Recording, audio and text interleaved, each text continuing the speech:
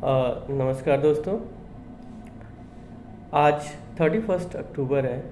Glasgow में COP26 की बैठक हो रही है। कॉन्फ्रेंस ऑफ पार्टीज़ की बैठक हुई है आज। बहुत सारे इम्पोर्टेंट निर्णय लिए गए हैं। उन निर्णयों पे हालांकि हम इस वीडियो में चर्चा नहीं करेंगे। हमारा मूल मुद्दा है कुछ बेसिक्स की तरफ आप लोगों को ट्रेन करना। कॉप ये वर्ड बहुत ज़्यादा आप लोग सुने हैं, सुर्खियों में रहा है, चर्चा में रहा है। तो एक्चुअली कोप का ओरिजिन कहाँ से हुआ था, कॉन्फ्रेंस ऑफ पार्टी कब से शुरू हुई, कब से काम कर रही, इस पर थोड़ा सा नज़र डालते हैं। थोड़ा बैकग्राउंड को क्लियर करते हैं जिससे कि कॉन्सेप्ट क्लियर हो सके। तो आज की वीडियो का हमारा चर्चा रहेगा what is COP, conference of parties क्या है। कॉन्फ्रेंस ऑफ पार्टीज़ को समझने के लिए हमको सबसे पहले रियो अर्थ समिट में जाना पड़ेगा।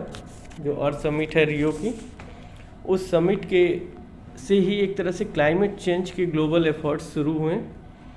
उन एफर्ट्स में सबसे पहला इम्पॉर्टेंट एफर्ट ये था कि सारे के सारे देशों ने यह निर्णय लिया कि अब हम क्लाइमेट चेंज को रिवर्ट करने के लिए, क्लाइमेट चेंज को कम करने के लिए कुछ न कुछ काम आपस में करेंगे मिलकर। तो रियो अर्थ समिट जो 1992 में हुई थी, उसके फलस्वरूप एक कन्वेंशन का गठन हुआ, United Nations framework convention on climate change,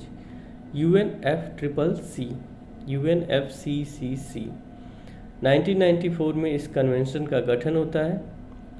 बहुत सारे देश इस कन्वेंशन का भाग बनते हैं और इन कन्वेंशन से जुड़ने वाले देशों ने यह शपथ लिया या यह निर्णय लिया कि हम ग्रीन हाउस गैस के एमिशन को रोकेंगे, ग्रीन हाउस गैस के उत्सर्जन को कम करेंगे और दुनिया को क्लाइमेट चेंज से बचाएंगे।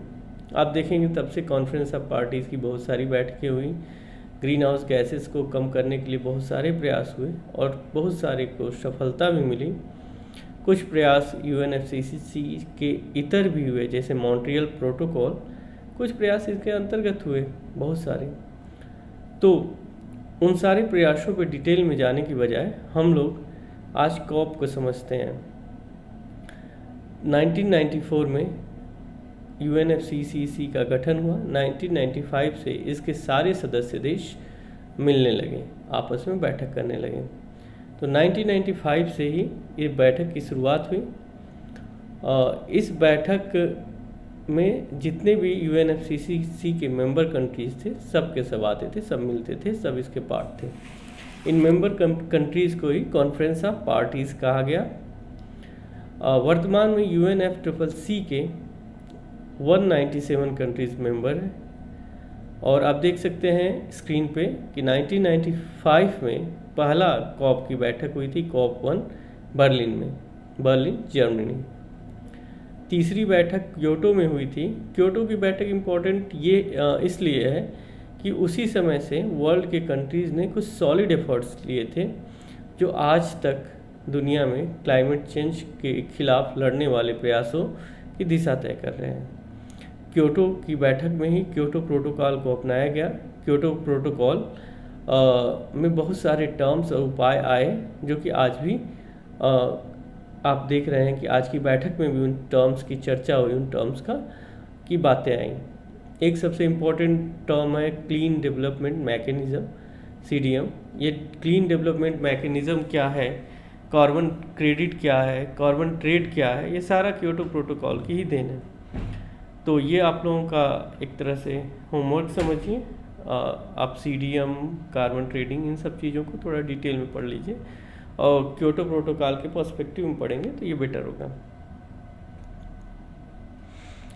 तो इसी तरह कॉन्फ्रेंस ऑफ पार्टीज़ का एक बैठक शुरू हुई और कॉन्फ्रेंस ऑफ पार्टीज़ का गठन हुआ। अब हम आते हैं कॉन्फ्रेंस ऑफ पार्टी के रियल डेफिनीशन पे। कॉन्फ्रेंस ऑफ पार्टी जो है UNFCCC का सुप्रीम डिसीजन मेकिंग बॉडी है।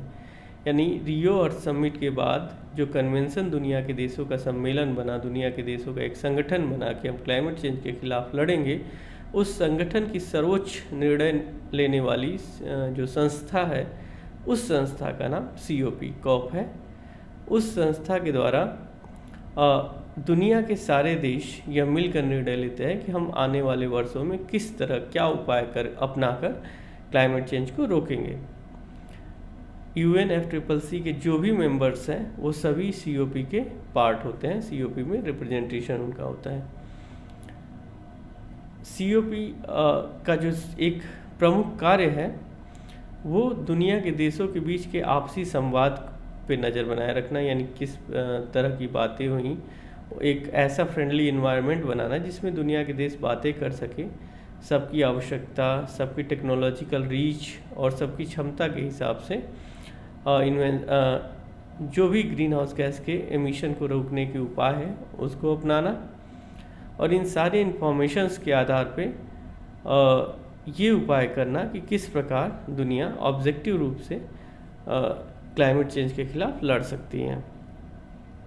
तो मूल रूप से आप कॉन्फ्रेंस ऑफ पार्टीज को समझ सकते हैं। Conference of party United Nations framework convention का एक सुप्रीम डिसीजन मेकिंग बॉडी है। इस बॉडी के जरिए वर्ल्ड के सारे कंट्रीज क्लाइमेट चेंज के अगेंस्ट फाइट को दिशा एवं दशा तय करते हैं। यह बॉडी ही यह निर्धारित करती है कि आने वाले वर्षों में विकसित, विकासशील या फिर संकटग्रस्त द्वीपीय देश किस प्रकार कार्य करेंगे, किस प्रकार मिलकर आगे की दिशा तय करेंगे। इसकी आज बैठक हुई है ग्लासगो में, और इस बैठक के जो भी निर्णय है उसको आपको थॉरली वॉच कर लेना चाहिए। They will be very helpful in your exams. So thank you. I hope कि आपको कोप समझ में आ गया होगा। Okay, bye bye.